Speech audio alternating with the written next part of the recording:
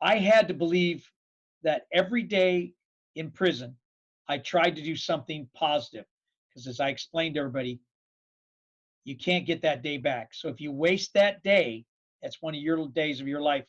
Nobody can sit in that little bubble forever and really exist. You can die internally if all you're going to do is stagnate. And the human spirit has never been about stagnation. I never saw myself as being better than anybody. Um, I just saw myself as being somebody who's willing to challenge myself. Uh, and that's what I think everybody needs to focus on trying to do, challenge themselves, because somewhere within them, they have more strength than they know, and they have more abilities than they know. And they just don't know how far all that can take them. Everyone, Chris Murphy here. I've got a very special guest today, Mr. Jamie Morgan, and Jamie has got a very incredible story that he's going to share with us today. And also I'm going to ask quite a few questions to him as well. So to catch everyone's interest straight away, and he's doing an event with me next week. He's going to be talking about mainly with his time in prison. Spent 35 years in prison for a crime that he didn't commit. And also he's got an incredible story as well in terms of from an early age. And also he's picked up a lot of passions, and he just wants to share with us some of his philosophy today and to tell us a bit more about his story and how I guess he can relate to what's going on at the moment with people in self-isolation. So welcome, Jamie. Do you want to just give us a quick introduction about yourself and just to summarize up what happened to you in prison and how life's been after that? Well, yeah, good morning. And how are you, Chris? Um, well, I was born on the Isle of Man. Um, Due to family circumstances, my parents being divorced, getting divorced and stuff, my grandmother sent me away first to Canada. I was then, due to circumstances over there, taken out of Canada illegally into America, raised by a woman who pretended to be my mom for a number of years, even using my mother's name. Uh, Eventually, she ended up selling me to an American family to replace a child that went missing in their care. Um, then I served in the military, but the man who had bought me had been friends with President Nixon and G. Gordon Liddy and other White House plumber people. And he had a history with being part of the OSS after World War II. And so circumstances came up where he thought that my applying for a passport to come back to the Britain might jeopardize his life. So he caused a situation that put my wife in peril to face 2 counts of the death penalty, and I ended up being offered a chance to save my wife's life, and I took it. And I was told I would only serve a maximum of 13 years for basically being the responsible head of my household, but not knowing what was going on in my household. And instead, once they got me in prison, I spent 34 and a half years altogether in the prison system, with the 6 months in county jail prior. Um, and while I was in prison, I met a good number of people like Charles Manson, Ed Kemper, Herbie Mullins, the Chowchilla kidnappers. And I was right up close and personal, talked to them all, physically knew them. Finally, I was found suitable in 2013, but the governor took it on the reasoning that he could. Then I finally got released in 2018. I arrived back 13th of February 2018 in UK, and my life's been doing pretty well since then. I've outside the lady who had to give me my NI number, who wanted to know what made me think I deserved it. Uh, Everybody else has been pretty welcoming, helpful, and building my contacts back there. For hopefully at some point in time in life I may get a chance to. Yeah, I've filled my time with a lot of things such as volunteering charities.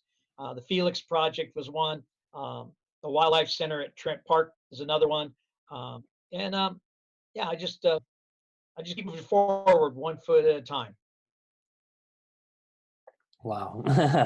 Yeah, it's quite an incredible story. So how old were you when you went to prison, then, Jamie?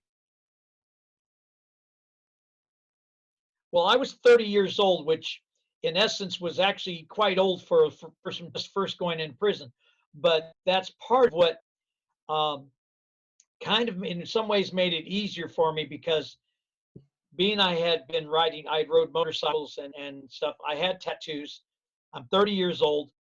So a number of people assumed I had been in prison before. And then when you put in the fact that I had served in the U.S. military and I, like I said, been a biker, um, I was reasonably able to take care of myself.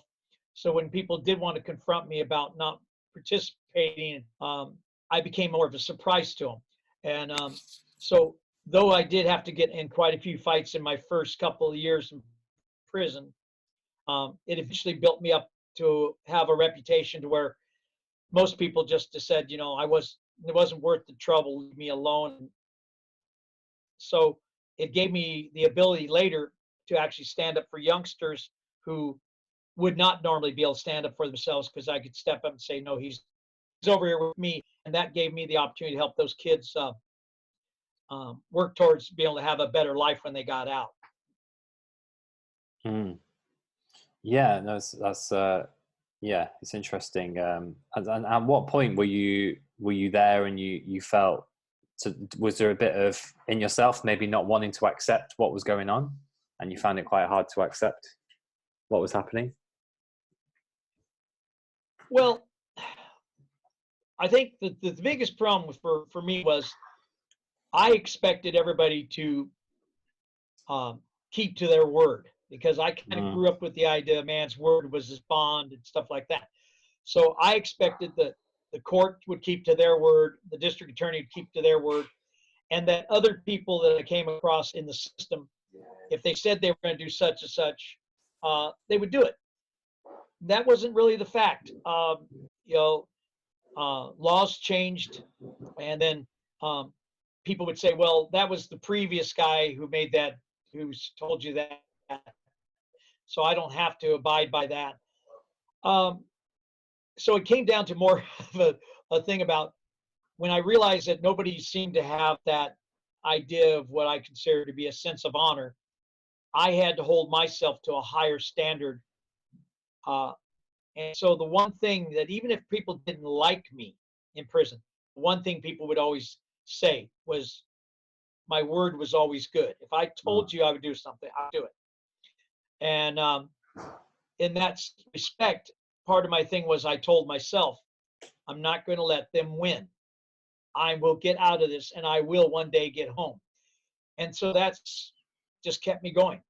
Wow. Yeah. No, it's great philosophy. And to be that mentally strong in that situation. What would you say to people who, and how are you finding it at the moment with what's going on with the coronavirus and people having to self isolate? And what sort of guidance would you give to people who are finding it difficult just to accept what's happened and they have to stay in the house, and they're struggling with that based on what you've been through? Well, I think that some people short short themselves on what they believe their abilities are. People are a lot stronger and more resilient than they like to give themselves credit for, quite honestly. Um, yes, for people to be told to stay inside, who are normally used to going out and being socializing with their friends and going to work and stuff, I can understand the the real concern. And like I said, in prison, we used to go on lockdowns on a fairly regular basis, usually for a few weeks, though I was on one that was up to 18 months. Um, but what I used to tell people, and this included my cellies at the time, is to try something you haven't done before. I learned to draw while in prison because I had time on my hands to do it. So I started with stick figures and I worked up to where I did some reasonably qualified drawings. Um, I learned to do wood carving in prison, starting off with lolly sticks and making little figures and making boxes and stuff. Um, so I would say that people who have things that they put on back burners and say, I'll do it later, might be Mm. putting together a scrapbook They may be organizing family photos. It might be, that they wanted to take a, watercolors or all the stuff like that, or whatever, or read a book. They may have a shelf full of books that I'm going to read. I'm going to read that. Now they've got those times to do that kind of stuff. Mm. I would recommend some people, like if they're in a family, I mean, because you could still get things sent to you and you could still download things like on Kindle and stuff like that. And I would say families that deal like what we're doing, like a Skype or a Zoom or something like that, they could actually have their own little family book clubs where they could be reading the same Kindle books and talking about it. They could, be taking up some other little looking up things to do hobbies. And there's a lot of things to do to not allow yourself to stagnate. And that's the worst thing, because if you sit around and you only think of how terrible things are around you, you're not going to think about the positive things you can Mm-hmm. do to try to um, develop other interests that maybe even become important to you after this is over with. Because honestly, even when this is over with, the world will have changed to a certain extent about how people have to readapt to getting back out there. I mean, I hear the government saying they're going to save jobs and they're going to do all this. Quite honestly, I know that may be their best intentions, but that may not quite be how it works out. So Mm-hmm.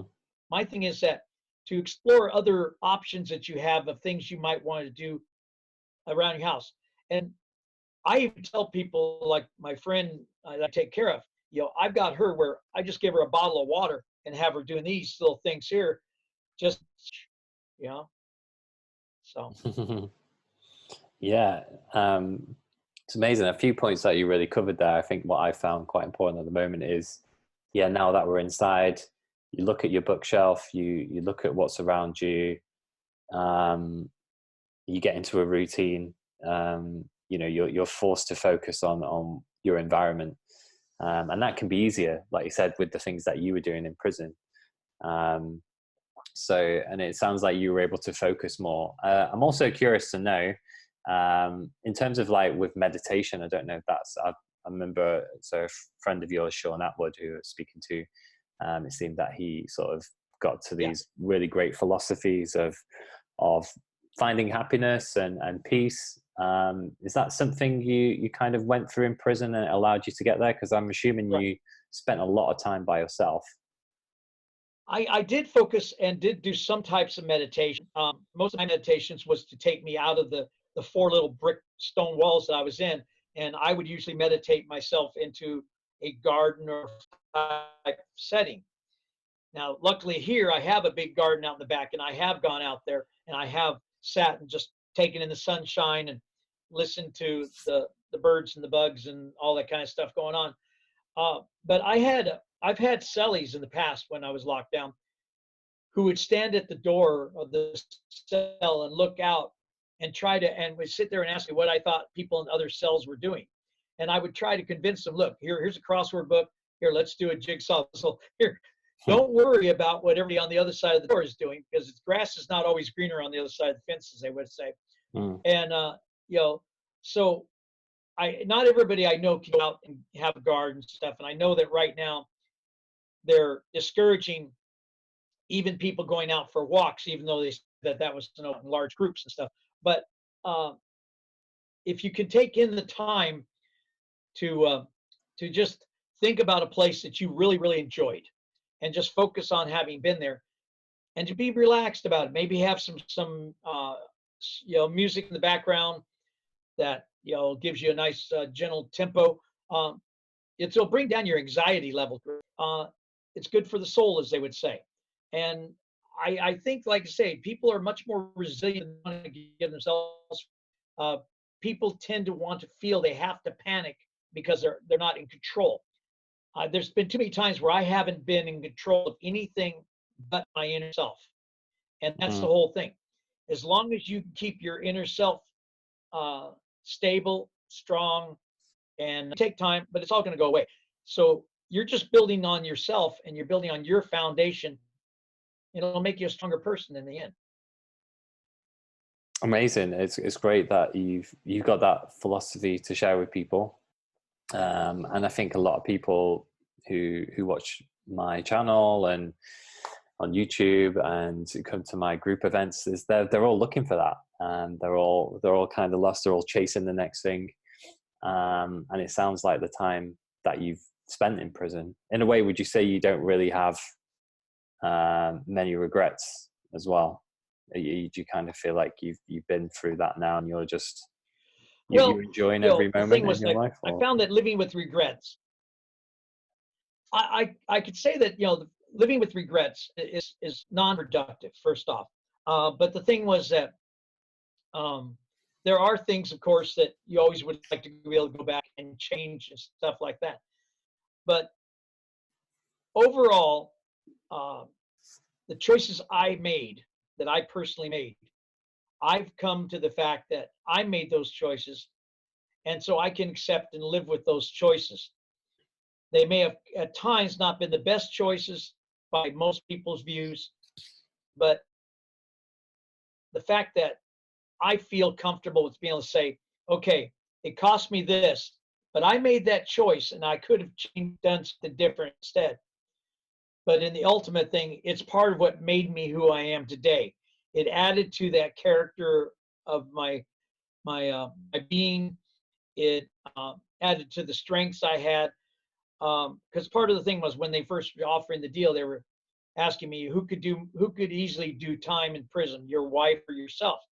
And my wife was not the type of person, that on a rainy day, if she couldn't go out, she would just about have a meltdown.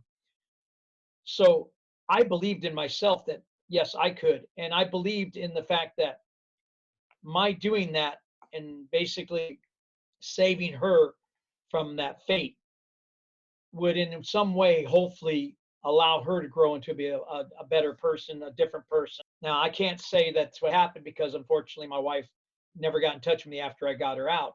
um, but I have to believe that what I did was the right thing at the right time for the right reason.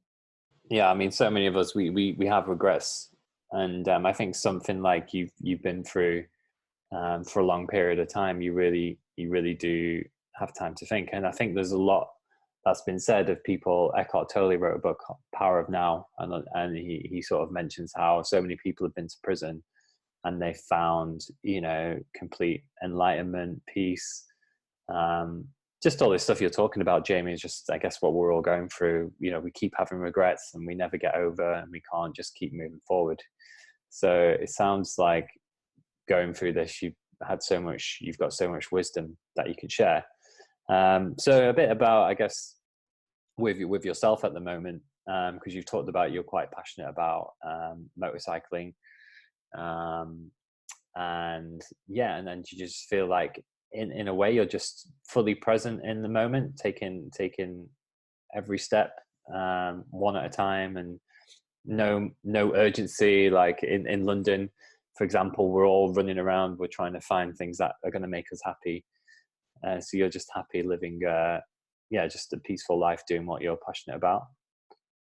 Right now the thing is that I was supposed to go. One of my I had like like what they call a bucket list, and there were certain things I wanted to do when I got back. I would love to go to the Manx TT race. Of course, this year that's been canceled. I was scheduled for the 22nd of March to go on the Pioneer Run, which is a, a motorcycle ride from London to Bristol on pre 1915 motorcycles. And I had been invited to uh, join in that ride, even though I currently do not have my motorcycle license. I was going to get to sit in a three-wheel, a 1906 Riley we were going to be using, and it has a front seat, and then it has the driver's seat with the steering wheel. It's like a tri-car type thing, but it's still considered a motorcycle. And so I was going to be on that. Unfortunately, it got canceled, but that was one of the other things I hoped to do. And I've been going to a lot of auto jumbles all the way up to Newark on Trent. And I was going to go to Kemble Park looking for a motorcycle project to work on, because that's one of the things I used to find a lot of peace in, was just taking something that was in parts and in a box, certain amount of satisfaction in doing that. But like I said, I know things will come because so far, just coming home, I've gotten to got my car license. I got my car. I've been traveling. I've gone up to Cambridgeshire. I've been over to Herefordshire. I've been to the Isle of Man twice. I get out and I get around. I had a planned trip to Ireland, which I was really looking forward to because my great great grandfather came from Dublin, and I was actually going to go over and get to visit the building where his old whip shop was back in the 1830s. He was a whip maker. Um, but for me, it's every time I've accomplished something that I had put down on that list and I mark it off, Mm, I find that I need to put something else mm, at the bottom of the list for the another thing. So my thing is I don't have a set of this is my only dreams and that's the end of it. Now I'm good. No, my thing is that I believe in continuing on. Now, something I might suggest that people might want to do is one of the things I did in prison was I wrote about a lot of the stuff that was happening around me, even though people might thought it was kind of a mundane blah blah blah. But that's part of what I used when I wrote my first book, and what I'm using to write my second book was the stuff I'd written down as well as my memory and stuff. And I would say that this is a historical event, as everybody said, that hasn't been since like the Spanish flu epidemic after World War One was the last time they had anything kind of even serious like this. Um, that people should write their own little diary notation stuff.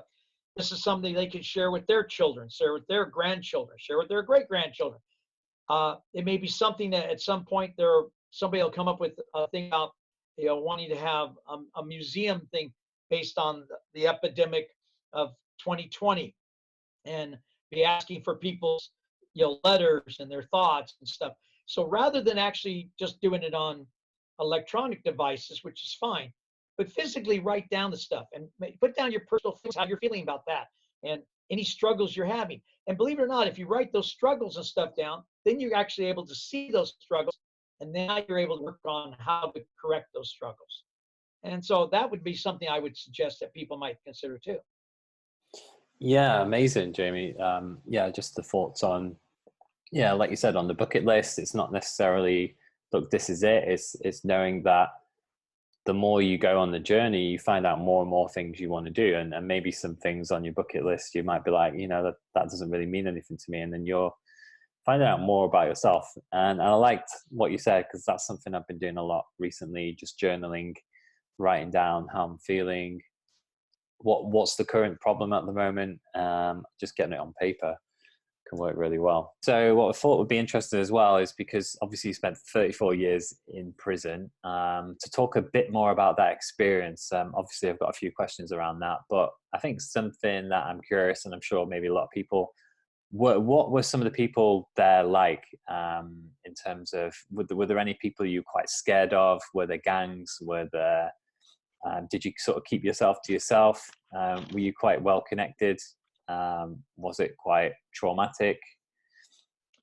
Well, I won't say, based on a lot of other stuff I'd previously gone through, I wouldn't say that it was so much traumatic because of the fact that, like I said, I'd been in the military. I grew up in a pretty unstable childhood situation, and I had, like I said, ridden motorcycles and been around that. Um, when I got into the prison thing, the first deal was part of what they told me was if I wanted to get home, I had to stay out of trouble. So my thing was is that I took the attitude, and this was part of the philosophy that I gave to a lot of youngsters in later, was that if somebody came up to me and kind of wanted to get me to hang out with them, the first question I asked them was, "What are you going to do to help me get out of prison?"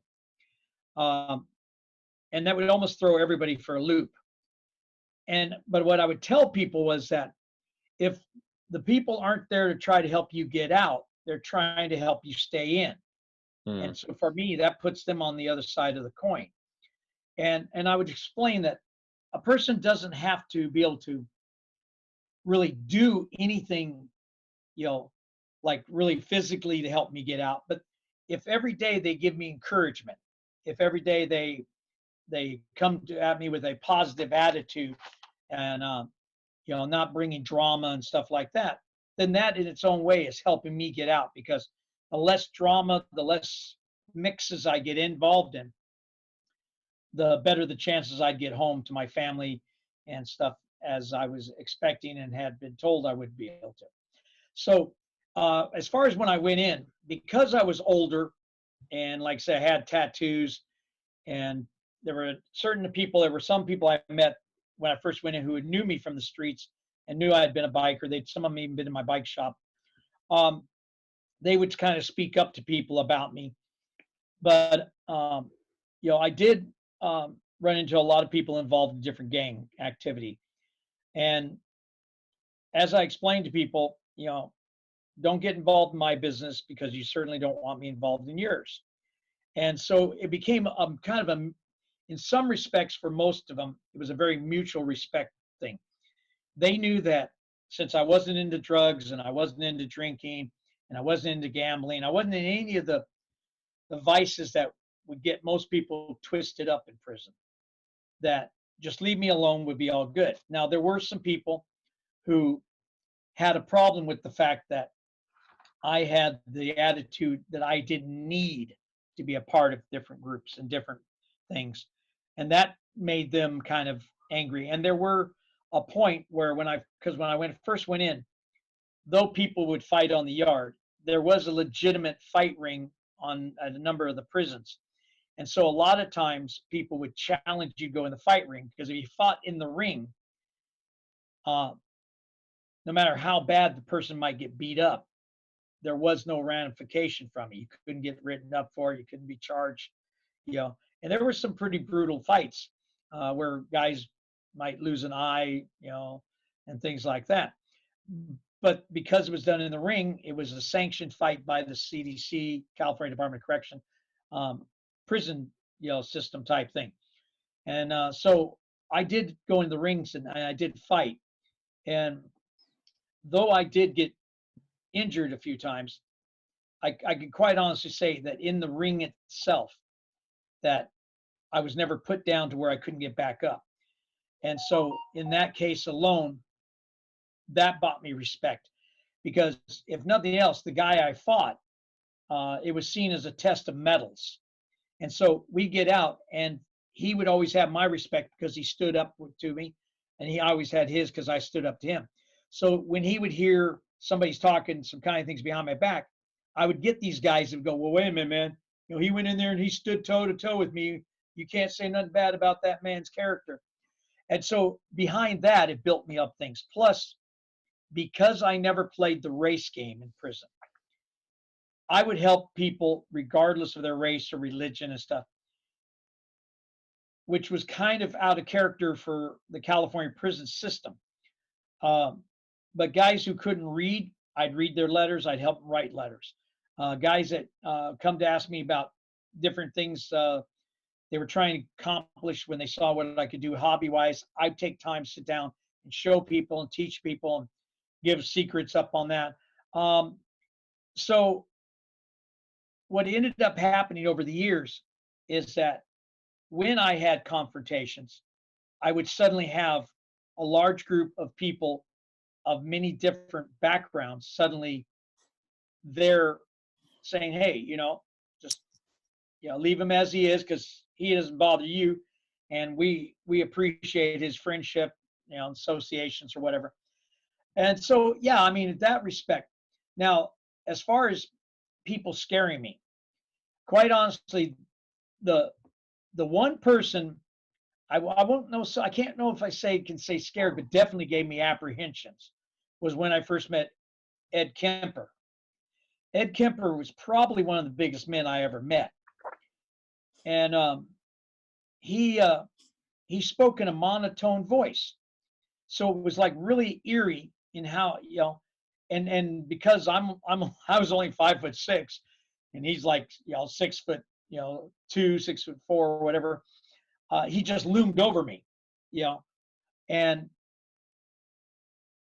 the few times I actually had to deal with him, I used to think, if this man ever goes crazy on me, it's going to get ugly, and I'm probably going to get really badly hurt, but I'm going to have to do everything I can to stop him.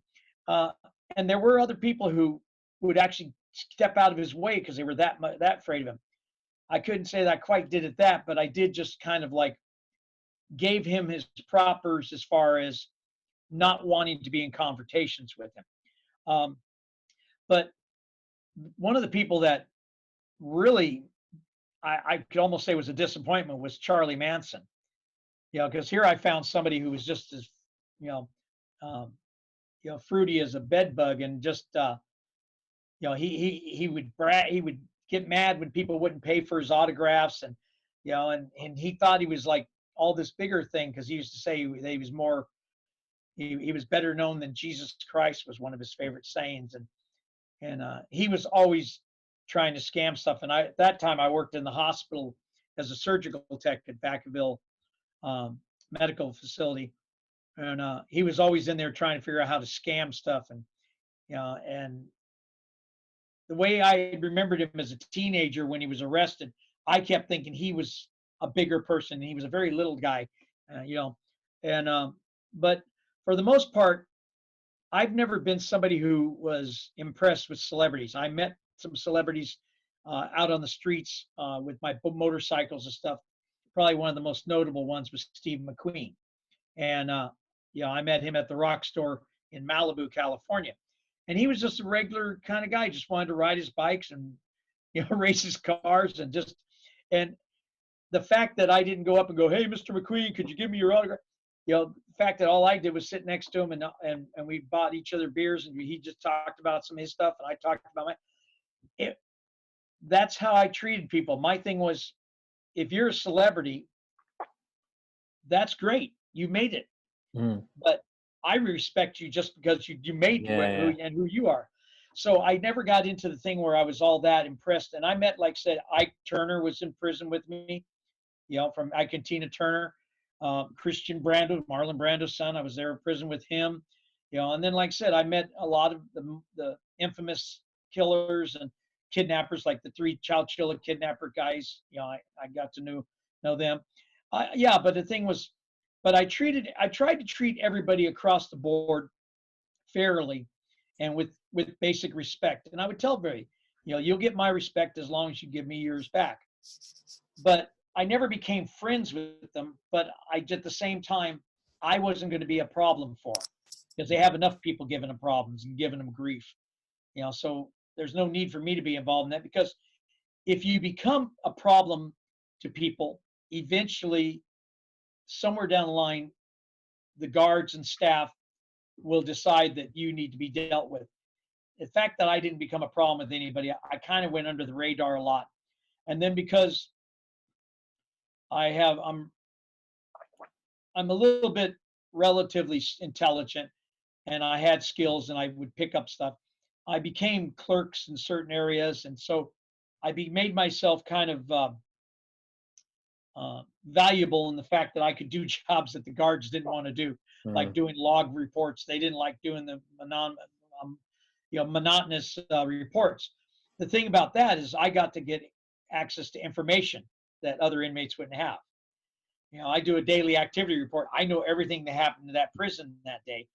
Now I have that in my little bag of tools to use for later things. So it's just one of these deals where I would try to be helpful. I would try to do what I could to make people's days better than they thought they would be, but at the same time, I just wouldn't put myself out there on a limb if I didn't have to, because I wanted to come home. And there were some guys that, like I said, were constantly getting write-ups for the littlest things, and you take an extra piece of fruit out of the chow hall, and they catch you with it. Well, they're going to give you a write-up that would supposedly cost you 30 days, but you go to the board and it could cost you 5 years. Yeah. You go, oh, you stole a piece of fruit. That shows your criminality. Yeah, and yeah. So to me, I really had to think every day what I was doing, why I was doing it, and what would be the consequences or benefits. And by doing that is really kind of what I think kept me sane, as well as made me, in some respects, somebody that other people would come and trust and ask for help from. So Yeah, Jamie, amazing to get more of an insight of as what it was like, and it just seemed like you were someone who was, yeah, wasn't so much in trouble and quite respectful and was quite intelligent. Um, so I guess as a sort of a final question um, on that as well, because the title of your book is 34 Years in Hell, right. and I think when I listened to more someone like Sean, perhaps because he was in more of a different prison, different scenario, it sounded like there were some moments where you could really feel he was in so much fear.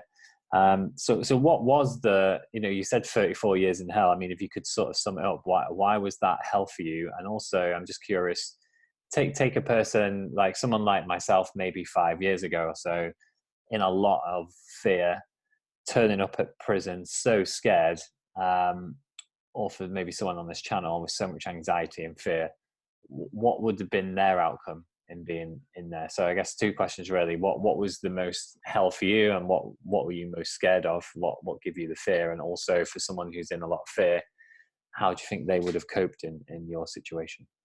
Well, here's the thing. Okay, one of the big differences between me and Sean, and this is one of the things when we did the talk on the Isle of Man, is that Sean did most of his time in a county jail. Mm, Okay, and county jails are always just the dredge of it because it's they don't have the money to keep them up. So yes, you get bugs and you get things. Now he happened to be in Arizona where Joe Arpaio was the sheriff, and Joe Arpaio particularly went out of his way to make people's lives even more miserable there. And so I understood things he was saying, and I can appreciate with that what he went through. Plus the fact is that Sean had not come from a physical environment prior to going to prison. Like I said, the number of barroom fights I had, mm, as a biker, and you know, the stupid stunts I did. I mean, I did things like I used to ride bulls for just the fun of it, for hobbies and stuff. So I was a very, you know, adrenaline junkie type thing. So I rode motorcycles and rappelled down mountains and jumped out of planes and rode bulls and did these crazy kind of things that so I got into confrontations on the streets that kind of built me up for confrontations in prison. Um, but there were guys I knew who did come to prison and they had never been in any kind of physical altercations. They had never been in any kind of incarceration. They had never been pushed beyond their comfort zone limits. mm, And yes, there were guys who were quite scared. There were guys who, when they came in that way, would be preyed upon by the gangs. And though initially I didn't really get myself involved with much with guys like that, I would watch them from a distance, and I could read it. I could read, the moment they went out to the yard and they're sitting there shaking and they're watching things, and suddenly a group of guys would walk up and start talking to them, and you could just tell that at any moment they were going to. And so a lot of those guys did get kind of pressured into being a part of something they didn't want to be a part mm, of, and in some cases it cost them big time down the road. One of the very first guys that I met when I went to prison, who did an orientation for us, talked about how he had come in for two marijuana cigarettes, and he was given 2 years for two marijuana cigarettes. He was 6 days to going home when he was approached by this one group of whites who told him, "We believe your cellie is a child molester, and you have to stab him, or we're going to stab you." And they gave him a knife. And the two of the guys that had told him that lived in the cell across and were staring at him at night. And he finally stabbed the guy. Well, unfortunately, he stabbed the guy in the leg, thinking that'd be good enough. mm. Problem was he cut the femoral artery, and the guy died. Oh shit. So now he suddenly picked up an in-house murder. He now was doing 25 to life, you know, and it turned out the guy wasn't a child molester. It was just that the guy had stood up to these other guys and, you know, wouldn't told him go away or you'd snap him in half. And the guy got played. Mm. And of course, the other guys afterwards, they say, well, that shows you got heart. No, it doesn't. It shows you're an idiot. Mm. But the whole point was he had 6 days to go and he didn't know what to do. He didn't know how to stand up to him. And because he had not spent time speaking to his cellie, which believe it or not, there are a lot of guys who don't. I knew guys who lived together with somebody for 4 years and basically, other than knowing their name and CDC number, knew nothing else about the guy. Wow. Because had he kind of got to know this guy, he'd realized the guy that he stabbed actually was a professional fighter, you know, and that's why the other guys were scared of him because the guy had actually fought in not mixed martial arts because they didn't have that at the time, but it was basically what they call meat market fights, which they fight outside the ring, bare fist. But yeah, I mean, so here's a guy who did this and it cost him, and how does he explain that to the board? Well, I did it because I was scared. The board doesn't buy that. They believe you must have had other alternative motives. So even when I got out, this guy was still in, and he'd already had a couple of years before me. But there were times as I got, like I said, first 5-6 years, I had to fight quite a bit. One of the worst fights I had was with, and it's in my book, about a guy who was half Samoan, half Maori. And it was over the argument about whether, if you're from the British Isles, whether you're an islander or not. Because I was claiming islander, and in America, particularly California, only Pacific Islanders are islanders. And because of that, I ended up breaking my hand, having to have a bone replaced in my wrist, breaking the knuckles on both hands and stuff. But even though all he got was a broken jaw and a few missing teeth, I earned his respect. So the rest of the time I was in prison, I was able to call myself an islander. And, but I mean, he beat me down pretty good. But the fact was, as he pointed out, I wasn't as tough as a Pacific Islander, and I wasn't as strong, and I wasn't as smart, but I had the heart, and that's what mattered. But I did, like I said, after about the first 10, 15 years I was in prison, I had the reputation and the stature among people in different prisons to where I could go up to people and say, hey, leave this guy alone. He's hanging out with me. Because what I would tell a lot of the youngsters, particularly when I talked to them and I saw they had families on the streets or they really had something going for them, as I tell them, besides what I said about what to say to somebody when they first came up about what they're going to do to help you out to stay out of prison, I would tell them to make yourself less wanted by a gang. What you need to do is you need to educate yourself. I said, get books. I said, don't get comic books, but get books on any subject. Start reading them. Carry the book with you everywhere when you go to the yard, the gym, whatever, and take courses and stuff. I said, because the one thing I learned about all the gangs, I don't care which one it was, the last thing they want, particularly their leaders, is somebody in the gang smarter than they are. Because if you know more than the leader does, then people might start looking to you to lead. And then the leaders are left, holding nothing.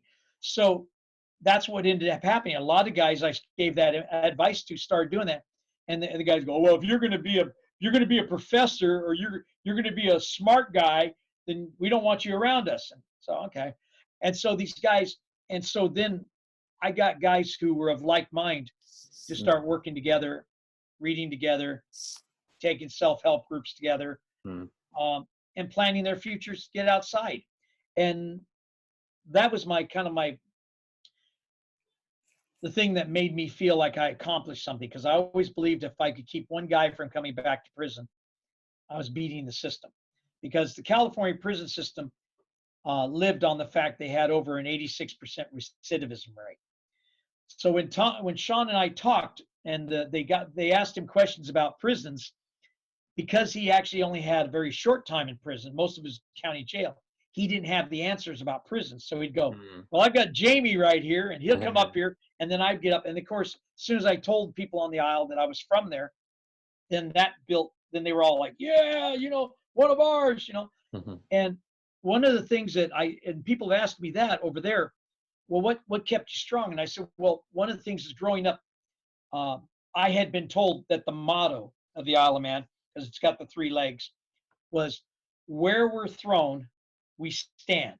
Mm. And so I had this thing was that I always felt that I represented all of my people over here, whether it be the Isle of Man or the UK. So part of my thing was I didn't want to disappoint. I didn't want to feel I let any of you guys down over here in the UK. So I had to stand up for what I believed were our greatest principles. Mm. We're British. Stay calm, carry on. You know, where I fall, I stand. You know, all these things, and that I actually had them up. Both those sayings I had up in my cell, and I would have to explain them to guys sometimes. But I, I'm very much was interested in my ancestral roots and where I come from. And my friend that I stay with, she was very instrumental in the fact that she traced my mom's side of the family back to 1625, and my dad's side back to 1770. And most of my family, 90% of them, all come from Birmingham, you know. Uh, but it was just the fact that I knew that this is where I was from, and I had to get home. And so for me, that was my focus, is getting home someday and in some way trying to rebuild my life. You know and so I had to believe that every day in prison I tried to do something positive, because as I explained to everybody, you can't get that day back. So if you waste that day, that's one of your days of your life Mm. that you threw away. And I wasn't willing to throw away anything. So that's why, even though it was like these little knickknack things that I made and stuff, it was something that made me feel I was doing something positive. And I wasn't out trying to figure out how to hurt people. I wasn't out trying to figure out how to scam people. I wasn't out trying to work over people and stuff. Mm. And one of the other little things that I did that made me a little different from some other people is that I never lent anything, because they always tell you be near a lender or a borrower in prison. That's a big thing. If you don't believe me, watch the film The Glass House that Truman Capote wrote. Um, but I would give stuff to people. Uh, I was known, and I had my people check me about it, because I was known to give my last shot of coffee or tea to somebody who needed it much more than I did, because I knew at some point I'll get it again, but they needed it right then and there. And I've given my last stamp away to somebody who needed to write to his mom or write to his wife. So for me, it was more about trying to make me a better person. Mm. And the best way to make me a better person was to try to help other people be better selves themselves. Yeah, If that's, that makes any sense. no, So, that's beautiful. It's beautiful. yeah. Yeah, and I guess just finalizing, we talked before, Jamie, Yeah. briefly, just off air. You used a really good philosophy of obviously you showed me all of these things you'd done in prison, that you carved yourself, you made with your hands, stuff you drew with art. And then there was a good sort of, I think some of you saying about change, and then you sort of said about, I think you was using the analogy with the porridge and adding something to porridge. Yeah, if you could just quickly to finish on that, and I guess just summarizing to the audience. Let's just say most people, maybe with what's going on at the moment, are just sat, they're watching Netflix. They're not really doing anything each day. Right. And I think what you were saying was basically how great things are created. Right. I mean, the thing was is that, like I was stating, people are always saying that they wish things would stay the same, but what they don't realize, it is the change Mm. uh, that um, is what is the same. Is that it's the change that stays the same. And that the thing is that, because if you, like I say, sit down every day, watch the exact same program, eat the exact same bowl of porridge, wearing the exact same clothes, you're just stagnating. So if you're deciding that one day you're going to add fruit to your porridge, you're going to dress in, different clothes than you've ever worn before. If you're going to, instead of watching this particular program now, not saying not to watch it, you might want to record it, but instead of watching it this time, you might decide to walk outside and listen for something, or you might want to pick up a book and read something that you hadn't read before. It's the idea that it's the changes that become the same, because by changing, which everybody has to, nobody can sit in that little bubble forever and really exist. You can die internally if all you're going to do is stagnate. And the human spirit has never been about stagnation.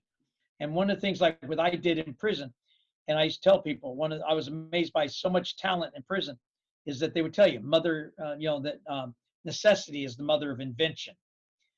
And so, and like I said, most of the stuff, as I was showing you, I made these things not for me. I made these to give to people, to encourage them that they could do the same kind of thing. Because quite honestly, I never saw myself as being better than anybody.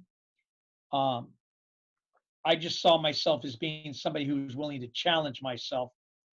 And that's what I think everybody needs to focus on, trying to challenge themselves, because somewhere within them, they have more strength than they know, and they have more abilities than they know, and they just don't know how far all that can take them. Amazing, Jamie. Yeah, which is pretty much what my meetup group and my YouTube channel is all about. Getting out of your comfort zone, getting out of that same routine. And everyone knows deep down that's where the real joy in life is, out of that routine, out of that comfort zone.